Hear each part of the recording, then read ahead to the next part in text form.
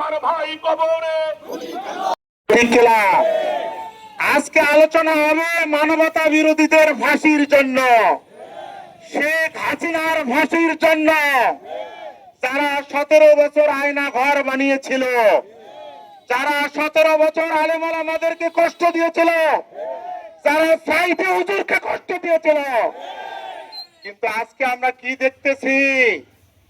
ফ্যাসিজমের নতুন ভাষা সাইদি সাহেবের মুখে আজকে আপনারা জুতার বাড়ি মারার চেষ্টা করতেছেন। এই অপমান আল্লাহ সহ্য করবে না। সাইদি জাতির অহংকার, সাইদি আমাদের অহংকার, সাইদি গোটা পৃথিবীর অহংকার।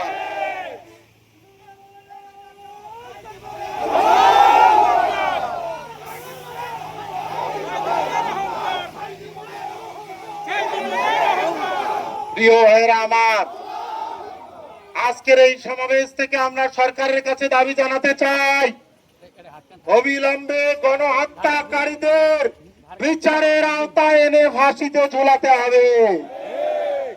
সারা দেশে যারা হত্যা করেছে, গুম করেছে, আয়না ঘরে তাদেরকে বন্দী করে রেখেছিল, সেই সমস্ত লোকদের ফাঁসির আওতায় আনতে হবে। জনগণ ভোট দিয়েছে দুইটা, একটা ভোটে ক্ষমতায় বসেছেন আর একটা মানেন না। জনগণ একে পেটে দুই সন্তানের জন্ম, একটাকে সন্তান স্বীকৃতি দেন আর একটাকে মানেন না। জনগণ এটি মানবে না।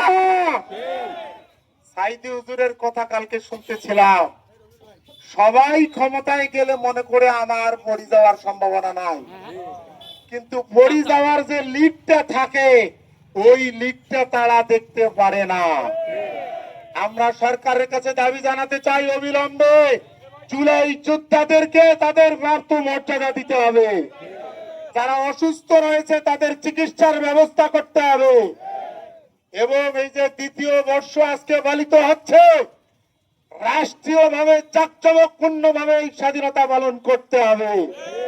প্রিয় ভাইরা আমার, আজকে গ্যাসের দাম বাড়া, আজকে গ্যাস পাওয়া যায় না, আজকে বিদ্যুতের দাম কেন বাড়ে জনগণ জানে না। 500 টাকার বিদ্যুৎ যতটুক ব্যবহার ছিল, এখন 2000 টাকা সেই বিদ্যুতের দাম দিতে হয়। আমরা সরকারকে বলতে চাই, কাট খেলা প্রয়োজনে বন্ধ করুন, জনগণের পকেট মারা বন্ধ করুন। তা না হলে জনগণ ফ্যাসিবাদকে যে পথে পাঠিয়েছে, প্রয়োজনে আবারও রাস্তায় নামবে। আমরা আগামীকাল লালমনিরহাট ডিসি